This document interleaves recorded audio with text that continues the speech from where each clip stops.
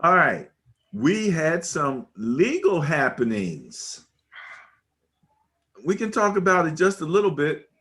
Excuse me, extends well beyond football. As Justice Kavanaugh here says, the NCAA couches this argument for not paying student athletes in innocuous labels. But the labels cannot disguise the reality. The NCAA's business model would be flatly illegal in almost any other industry in America. So that opens up the door for compensation for student athletes. I know you've Yeah, thought about this to some degree. this is either going to go over as is. I think they call it IDL, image. Um, I know it's image something and likeness. Doggone, I can't think of it now. Or this could actually mushroom into players actually getting paid. Now, how they're going to figure out how to do it, I don't know. But it's kind of got the ball rolling now, and they're really making the NCAA come up with some kind of plan or some kind of answers. But you cannot just use these athletes' images all willy nilly like you were before. Excuse me.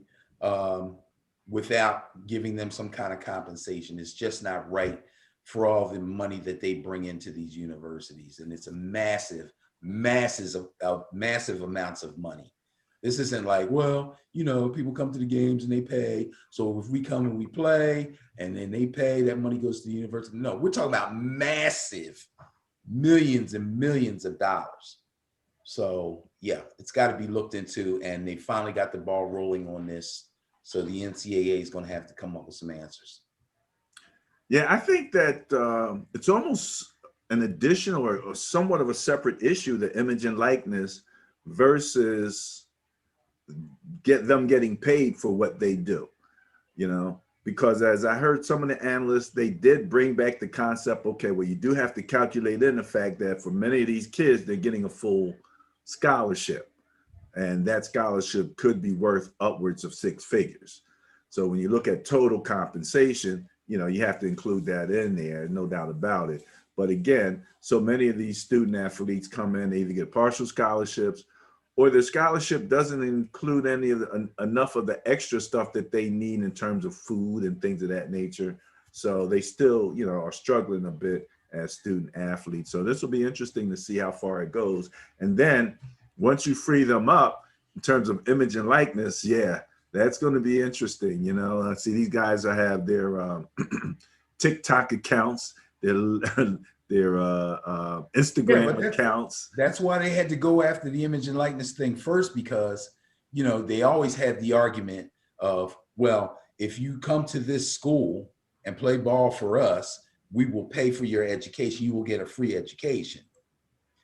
But not only are they using them to play to make money for the university, and remember I said massive amounts of money over and above those six-figure, you know, compensation for the player for the free education.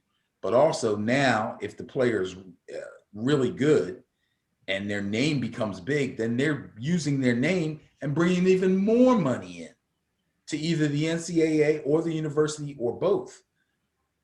Come on now. you Well, know, one thing you know about these guys as good businessmen, they will turn a lemon into lemonade. yeah, Okay. well, get that, So, and that's all good. But somewhere along the line, they got to share.